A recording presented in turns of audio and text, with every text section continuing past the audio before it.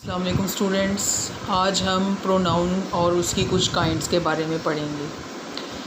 Pronoun जैसा कि आपको पता है एक ऐसा वर्ड होता है जो कि हम लोग नाउन की बजाय इस्तेमाल करते हैं ताकि रेपिटिशन से बच सकें, एक ही नाउन को, एक ही वर्ड को बार बार रिपीट करने से बच सकें, दोहराने से बच सकें। ये एक सब्स्टिट्यूट होता है नाउन की जगह पर। A pronoun is a word that is used as a substitute for a noun. A pronoun helps the flow of sentences and makes them more interesting. यानी pronoun का काम क्या है कि ये सेंटेंस में जो हमारी थॉट्स हैं, आइडियाज़ हैं, उनके फ़्लो को कंटिन्यू रखने में मदद देता है और जो हमारा पीस ऑफ राइटिंग है उसको ज़्यादा इंटरेस्टिंग बना देता है। तो चलें देखते हैं काइंड्स ऑफ प्रोनाउंस, किस किस किस्म के प्रोनाउन हैं। एक है डेमॉन्स्ट्रेटिव प्रोनाउन।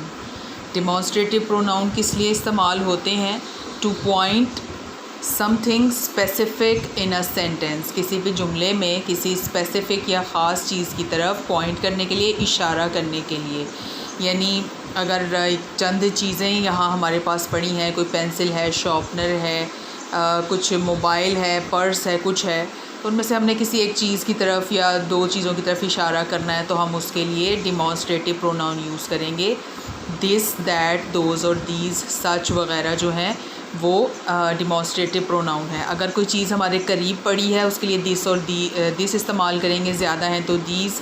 अगर हमारे से दूर थोड़ी सी पड़ी है तो उसके लिए हम दैट यूज़ करेंगे, ज़्यादा चीज़ें होंगी दूर पड़ी भी तो उनके लिए दोज इस्तेमाल करेंगे। एग्ज़ाम्पल देखते हैं।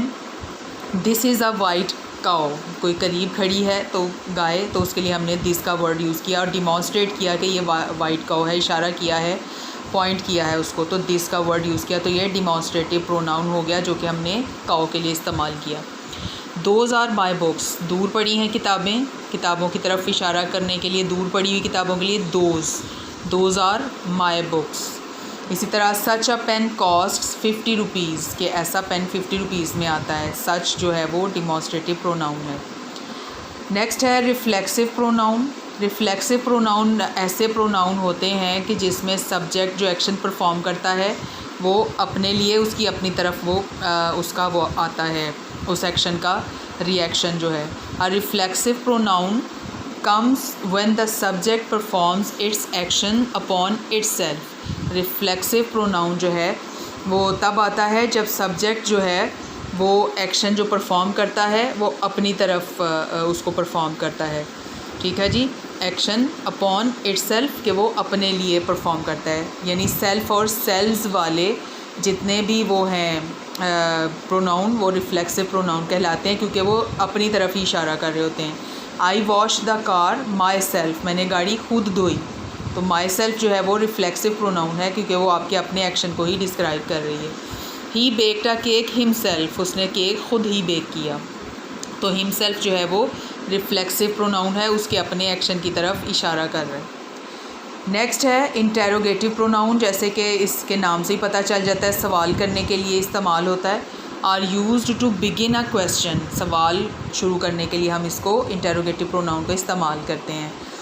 It is use to make asking questions easy, इससे सवाल करना आसान हो जाते हैं। तो क्या व्हाट है, हु है, हुम है, विच है, हुज़ है, ये सारे जो हैं ये इंटेरोगेटिव प्रोनाउंस हैं कि ये क्वेश्चन करने के लिए इस्तेमाल होते हैं नाउन के बारे में। What do you want for dinner, dinner noun है तो डिनर के लिए आप क्या चाहते हैं, तो उसके लिए व्हाट का प्रोनाउन यूज़ किया गया है। Which colour do you prefer, colour noun है, कलर के बारे में पूछ रहे हैं कि कौन सा कलर पसंद है, तो उसके लिए प्रोनाउन विच का इस्तेमाल किया है क्वेश्चन करने के लिए। तो ये व्हाट, विच, हु, हुम वगैरह जो है वो इंटेरोगेटिव प्रोनाउन है। नेक्स्ट है इनडेफिनेट प्रोनाउंस। इनडेफिनेट प्रोनाउंस हम तब इस्तेमाल करते हैं जब हम जनरली किसी के बारे में बात करें, किसी एक स्पेसिफ़िक ख़ास बंदे की तरफ इशारा नहीं करना चाहते, हम एक जनरल बात करना चाहते हैं। If you do not want to indicate exact person, place और thing you can use indefinite pronoun. यानी एग्जैक्टली, स्पेसिफिकली आप किसी चीज़, शख्स या जगह की तरफ इशारा नहीं करना चाहते, एक जनरल बात करना चाहते हैं, तो उसके लिए इनडेफिनेट प्रोनाउन इस्तेमाल होता है। जैसे कि मैं कहती हूँ कि किसी को भी स्मोकिंग नहीं करनी चाहिए। उसमें मैंने किसी एक ख़ास शख्स की तरफ इशारा नहीं किया कि इस बंदे को नहीं करनी चाहिए, मैंने सब के लिए बात की कि किसी को भी नहीं स्मोकिंग करनी चाहिए। नोबडी शुड स्मोक, तो नोबडी जो है वो इनडेफिनेट प्रोनाउन है। कुछ और एग्जांपल्स हैं इसकी, anybody, nobody, all, some, enough वगैरह। तो ऑल इज़ नॉट लॉस्ट, उसमें ऑल जो है वो इंडेफिनेट प्रोनाउन है। Would someone like coffee, someone indefinite pronoun है। Take whatever you like, whatever indefinite pronoun है, यानी ये जनरल बात हो रही है तो इसलिए ये सारे इंडेफिनेट प्रोनाउन है। तो we are using a general tone here, हम यहाँ पे जनरली बात करें, जनरल टोन यूज़ कर रहे हैं।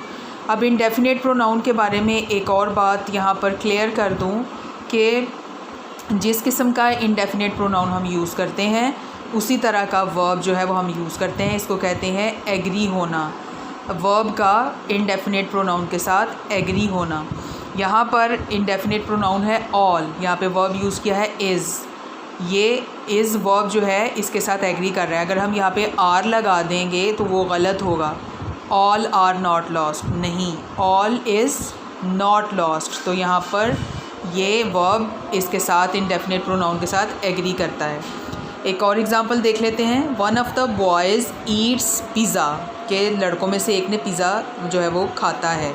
अगर अब यहाँ पे वन ऑफ़ द बॉयज़ है जो है इंडेफिनेट प्रोनाउन, तो ईट्स आया है। अगर हम यहाँ पे ईट लगा दें या एट लगा दें वर्ब तो ये गलत होगा, क्योंकि हमने इसको इसके मुताबिक करना है।